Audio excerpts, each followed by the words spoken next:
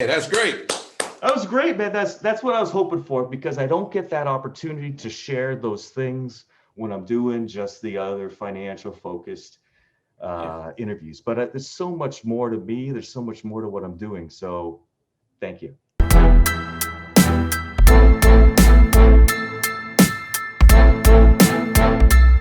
You must be talking about that linchpin life.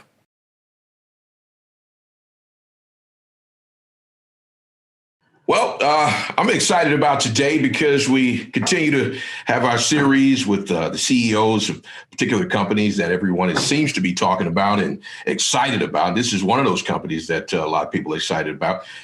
It is called Artificial Intelligence Technology Solutions, Inc., better known to most people as the RAD Army. I've got him, the president and the founder of this great company that a lot of people are talking about, none other than Steve Reinharz. How you doing, sir?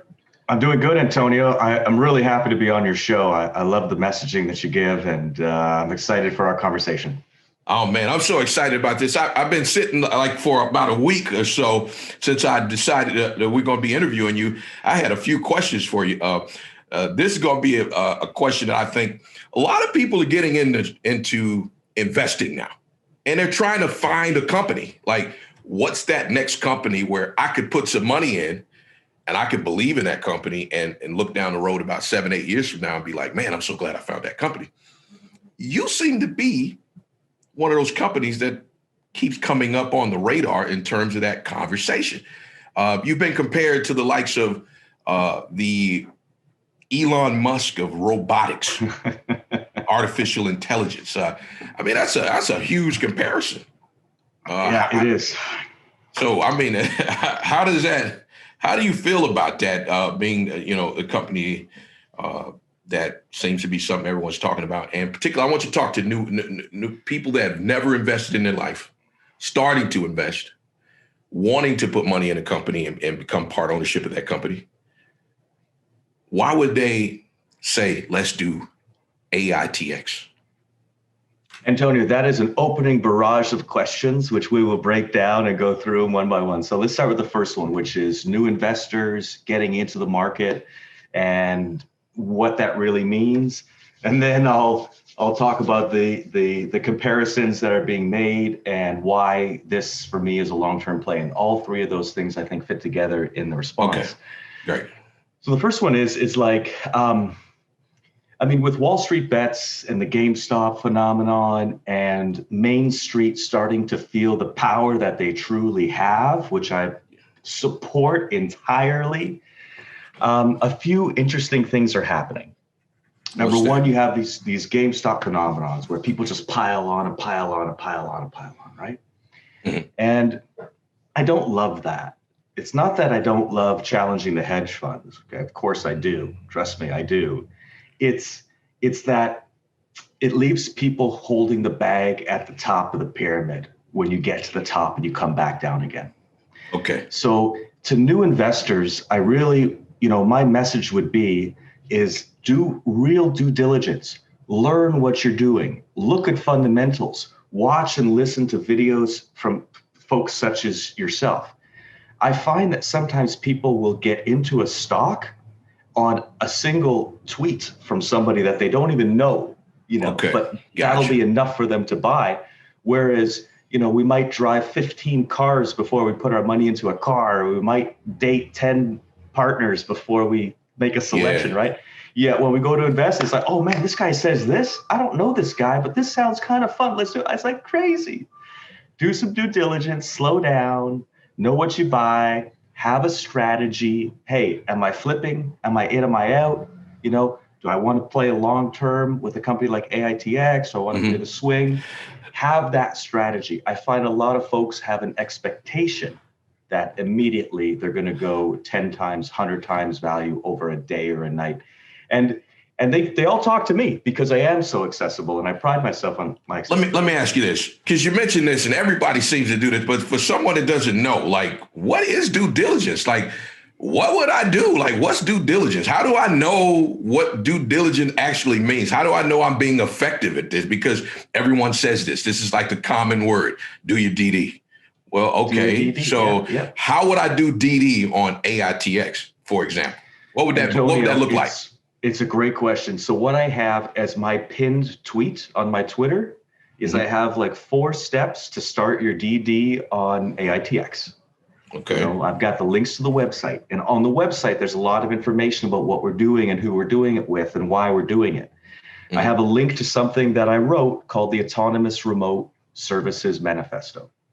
And this is the piece that I wrote that I think is what leads people to give me fantastic praise, which I don't necessarily feel is earned, but nonetheless, it's nice to receive, that we have this vision for the future and that this is a long-term play and that I am trying to build this new industry, right? So I've spelled it all out. It's a 21-page document. It's beautifully written by mostly my editor.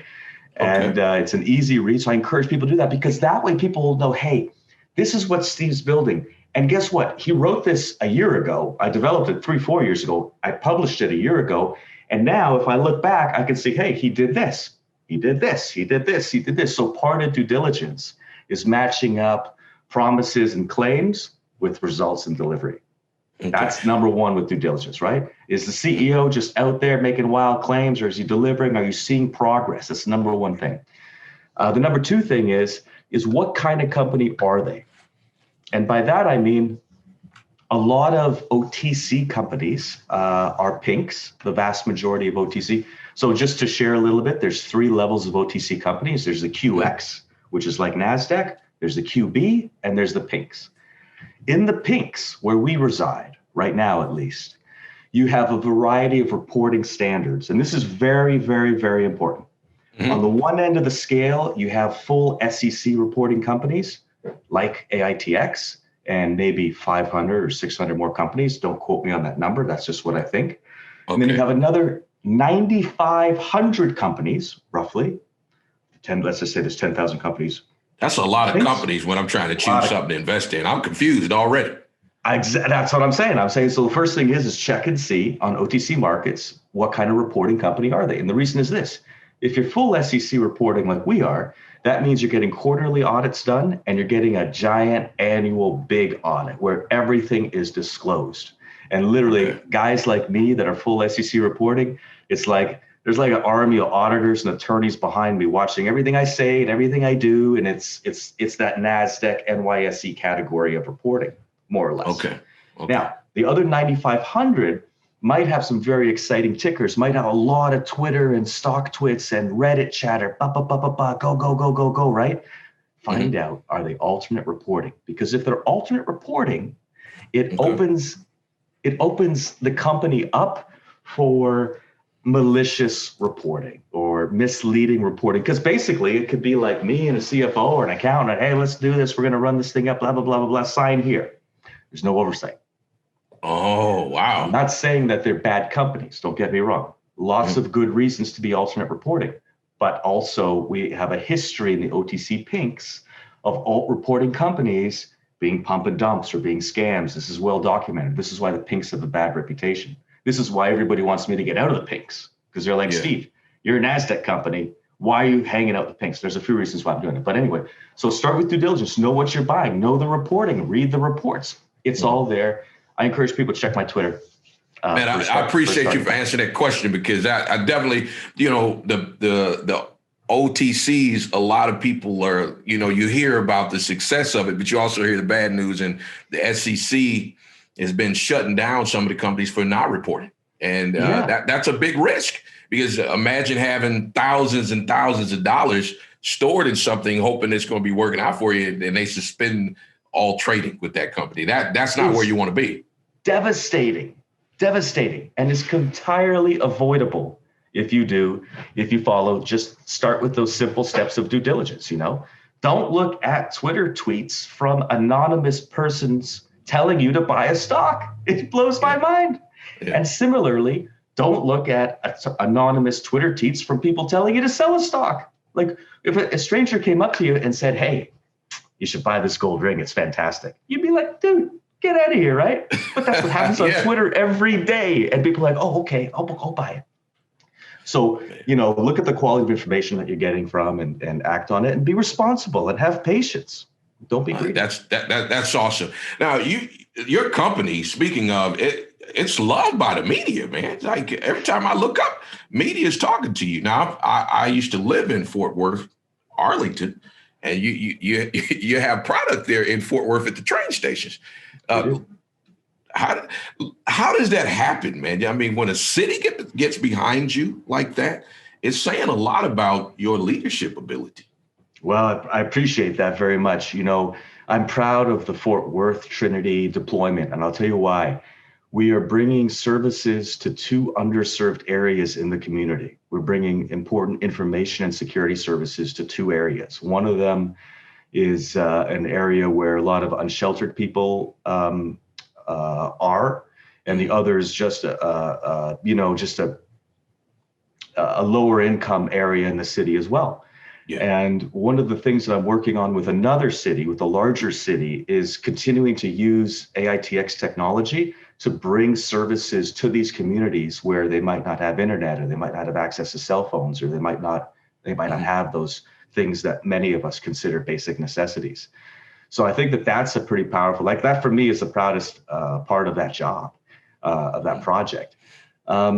Listen, we have some dealerships, we have some really large dealers, and those dealers have the world's biggest customers, and those dealers bring us into those customers. So from our perspective, it's like, hey, we're repped by the greatest to the greatest customers, and that's effectively how we get in. But it comes with the vision, the technology, the performance.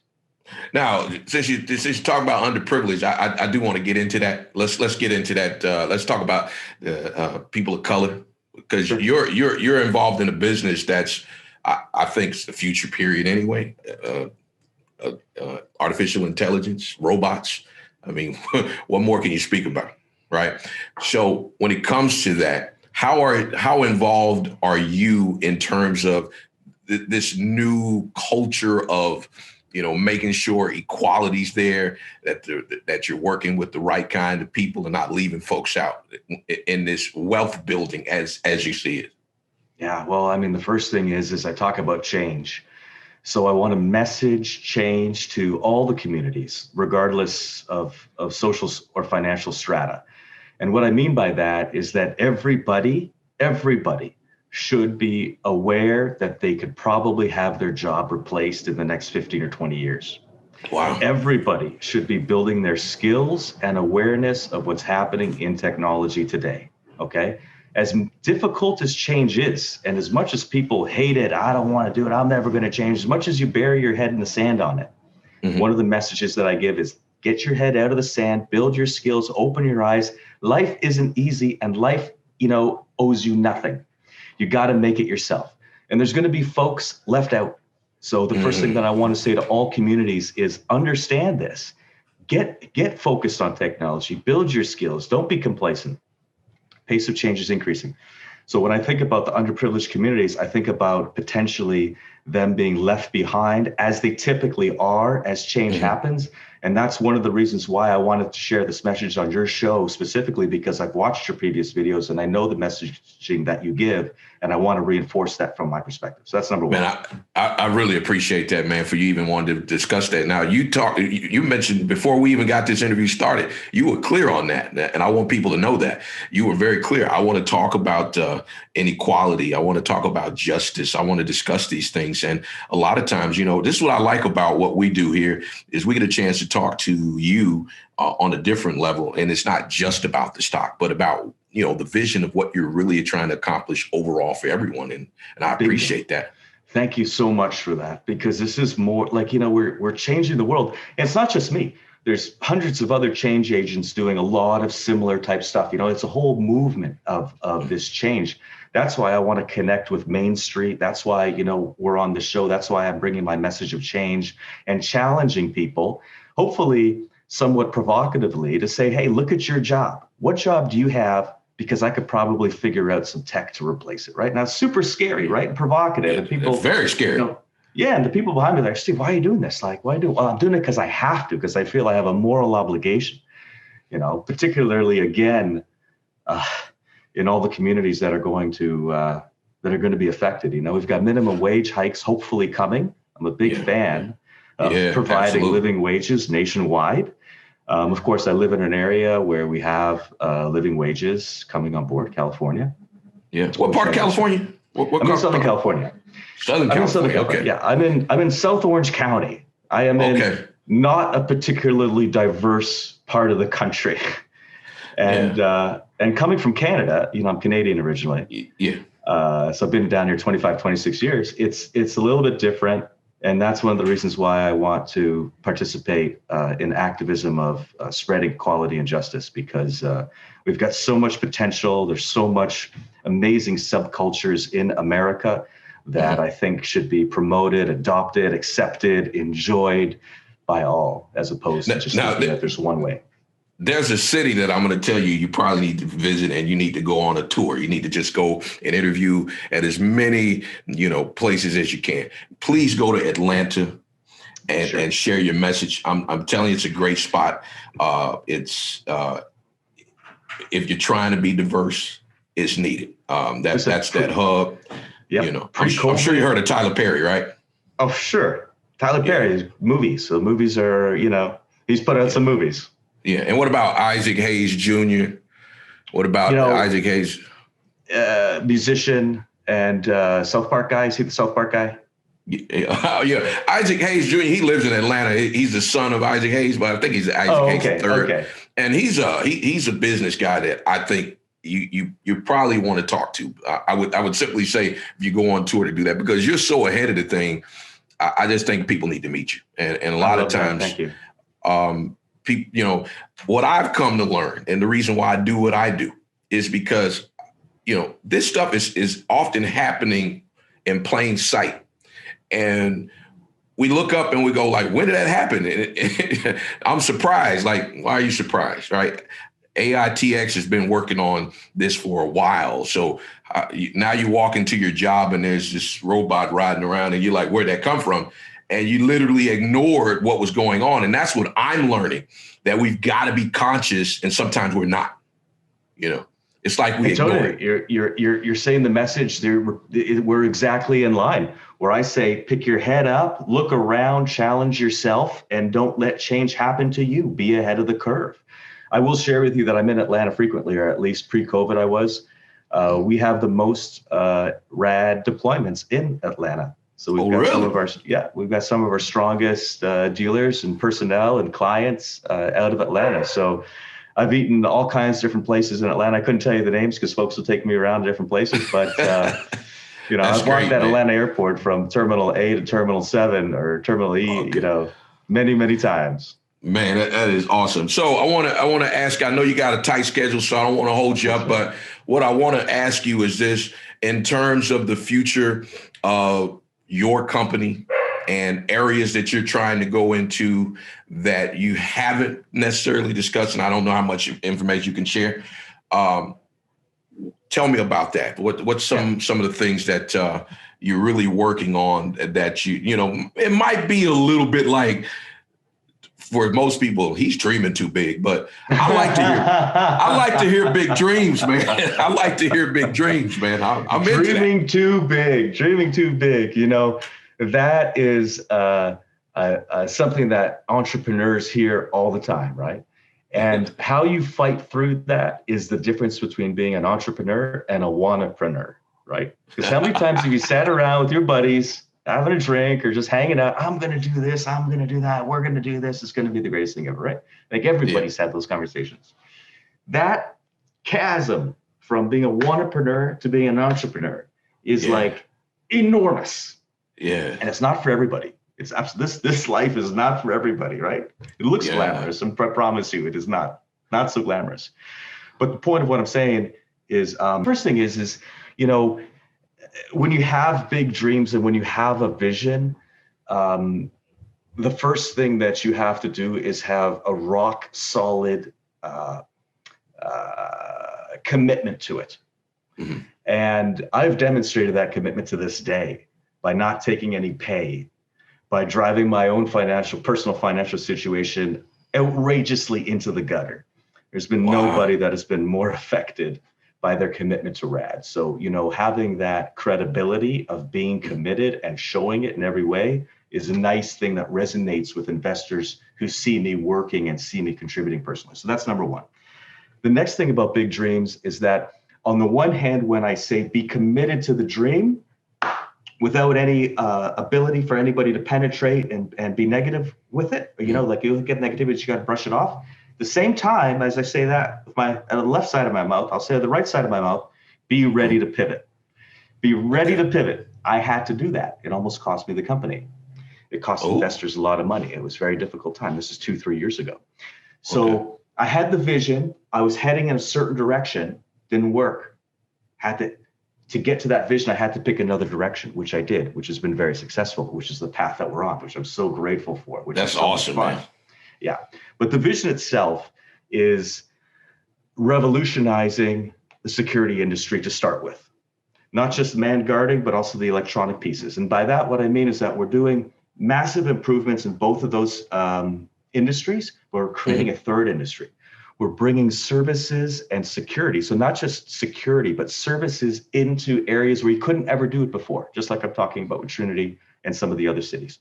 So we're creating a new industry, autonomous remote services. You can read the manifesto, it's all laid out there. But for AITX, that's not it. We've got the 3 RAD companies, which is under AITX. And then I'm already starting to work on, because in my mind, security is already conquered, and I'm just putting people in place to execute right now. And I'm already formulating one of 2 other industries that I'll be tackling. And you're kind of the first to hear this, so I'm happy to make the announcement. Let's do it. I'm excited. I can't be more specific, but I'll say with you that there's 2 other specific industries that I'm targeting and evaluating right now to bring those same autonomous remote services concepts into those industries. And really behind AITX is I'm just going to keep on doing that for as long as I can until I get bored or whatever. But that's really the idea. The idea is to go from industry to industry and apply these concepts and build this enormous, hopefully, company that isn't just producing great returns for investors, but is also adding to how the world's fabric works together. Because ultimately technology brings people together, or at least the technology that we do brings people together. So I'm picking different industries to do that. It's so fun, excited. Antonio. I'm excited. I can't wait till there's that article out 20 years from now where someone says, I found AITX way before time, and look what it did for my life. I'm living my dream because I followed Steve's vision and I believed in his vision, because that's the key, man. I don't know how you do it. I'm to be honest with you, because that's a lot to do, but you keep doing it and you keep going forward. I think it should be commended, and I appreciate you for sharing your time with us. I've got some friends. They looking for employment. So how can someone, apply for a job if they want to work with you and be a part of what the future will be with what you're doing? You could email info@roboticassistancedevices.com. I think we have a few job postings up on a career page in that area. Okay. So I encourage everybody, go ahead, check it out, submit resumes.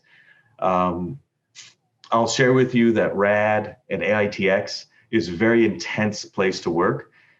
Okay. Led by a fairly intense guy. So all right. I like it. You know what I mean? It's like, and I don't make any apologies. I make no apologies. It's understood. It's understood, in my opinion, that the room, you're focused. So, a lot of times people are lazy. They come in the room, they're not ready to go. You gotta be ready to go. I had an interview yesterday with a guy, and a guy out of Canada, and because I do a lot of work on both sides of the border, being both, since I'm Canadian and American, I've supported both countries, of course. And the guy came to the interview and he says to me, "So what do you guys do?" And I was like, "Well, did you do any prep for the call?" He's like, "No, I didn't do anything." I was like, "Okay, listen, the interview's over. Wow. There's nothing for me to say. You're not going to have an interview and I'm going to share with you the company. Like, give me a little bit of respect for my time." Yeah, and understand that you need to be prepared.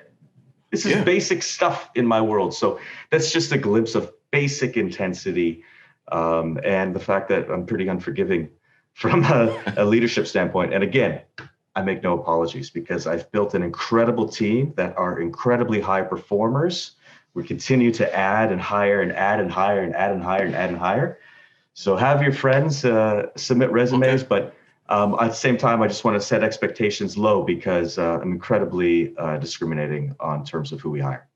I can respect that. I always like to get some advice from someone such as yourself, man. What would you say to young people who are dreaming big and saying, you know, I want to be like Steve one day? What advice would you give to that young person? Yeah, I have 4 kids ranging from 15 to 24. So, and they're all very different. And my first son, my eldest son, my 21-year-old, I'll give the same advice to your viewers, to your younger viewers, as I give to him. And that is forge a new path in the new economy. Yeah, I don't think you're going to be successful trying to follow in my footsteps or your footsteps for that matter. There's so much new stuff happening in this economy that I don't even understand. Like, he's showing me like digital painting auctions. And of course, there's all the money you can make off of Discord. There's so many new ways to make money that I don't understand. So I really encourage people, learn this new economy. It's like the guys playing with the internet in the 90s. That's where we're at in different industries. I would share with you and I would share with the youth, I'm one of the last dinosaurs. I'm one of the last things I think that you could build a company this way. I think that, you know, we're making that move to the gig economy. I think that the move to the gig economy is going to be amazing for many people, but everybody has to raise their expectations for what they can do. It's the days are fast evaporating when you could go check in, work 9 to 5, turn your brain off, do whatever it is you want to do, and head home. You can't expect those days anymore. You got to be more aggressive. You got to be more nimble. I think the positive element of it is I think you can make more money on your schedule and be more fulfilled, but it's scary and it's changed. That's my advice. Hey, man, I appreciate you so much. Thank you. I'll be keeping in touch with you. You're one of the kindest guys that I've talked to, and I appreciate you for taking out the time to talk to our listeners and let the people know, you know, what it's all about. It's learning the future because things are changing, and we need to be changing with it. Very kind of you. Thank you for your time. I love your messaging. I look forward to staying in touch.